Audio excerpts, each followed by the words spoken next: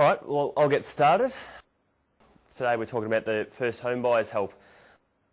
I'll introduce myself so you know my background and why I'm talking to you today. Basically, once I finished high school, I went and did my Bachelor of Business Accounting, did that at Swinburne in Lilydale, so that was a 3-year course. I did that course because I enjoyed numbers, and so I just got into the accounting before I went on and worked for 3 years at a public firm in which I did tax and audit. So I guess I've been very lucky to be exposed to lots of individuals' tax returns. So I got to see how they handle property, and then I moved into audit, so I got to see how business was run from that perspective as well. I also did a bit of labouring on renovations and developments, so that gave me good experience looking at property from how to be a plasterer, concreter, painter, painting picket fences, whatever job came along. I had people that would come to me just to help them out, so that really got me probably initially interested in property, and that would have been probably 5 years ago or so. These days what I do, got out of the accounting game, and I'm looking to be an investor myself, as well as educating people on how to buy their first homes and other things to do with property. I'm also part of the results program which Steve McKnight runs, who's a property guy down in Melbourne, but he works all over Australia. So I'm quite lucky to have really good contacts with Steve. I've been doing the results program for a bit over a year now. I'm going to Ballarat with Steve, one of probably 15 people next week. So I've got a really good contact there in him, and I get to learn how he's become a successful property person. So why first home buyers? My first purchase was a nightmare, I can tell you. I bought a property out in Morwell, which is a country town in Melbourne, probably an hour and a half away from here. But instead of just being a straight buy the house, I was going to renovate it and sell it off and hopefully make a profit. What happened was that my structure was wrong, the vendor, the stumping had to be done, they changed their mind, the contracts were wrong, and everything that could go wrong did, which looking back at it now is a good thing, because I can go, well, other people are in that boat as well, so why not me educate them on how to avoid these traps?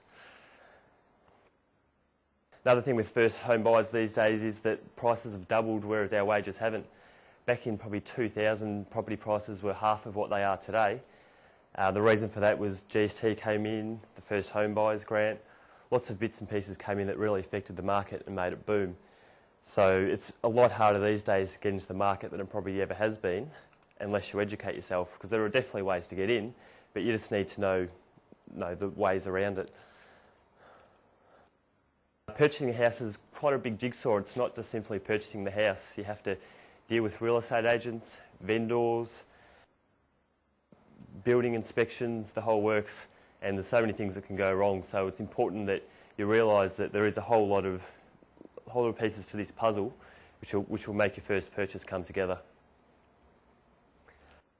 The types of first home buyers. First home buyers aren't necessarily first home buyers to live in their own house. They might be buying their first home to become an investor. And the reason that I group these two together, of being a first home buyer as your principal place of residence as well as an investor, is because they're probably competing in the same market in a lot of cases. They're both after the cheaper houses. So if you know how the other one thinks, you've got a better advantage to really get in there and get a good price. In 12 months' time, every first home buyer or potential first buyer, that's what they tell me. I go, when are you going to buy your first home? And they go, oh, in 12 months' time. Whereas for me, I think that you need to learn now. You've got to get educated now. So in 12 months' time, it's an easy process rather than just getting a whole lot of stress and things happening all at once. So if you know what the game is now and you start to educate yourself, you can really set out goals over the next 12 months and be ready to buy your home right then.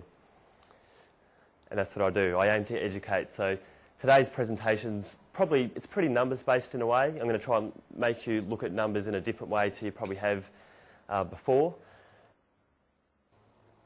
First things first. What is your strategy? Most first home buyer strategy is to buy a home, and that's it. They don't really think too much into the future, except I'd love to own my own home.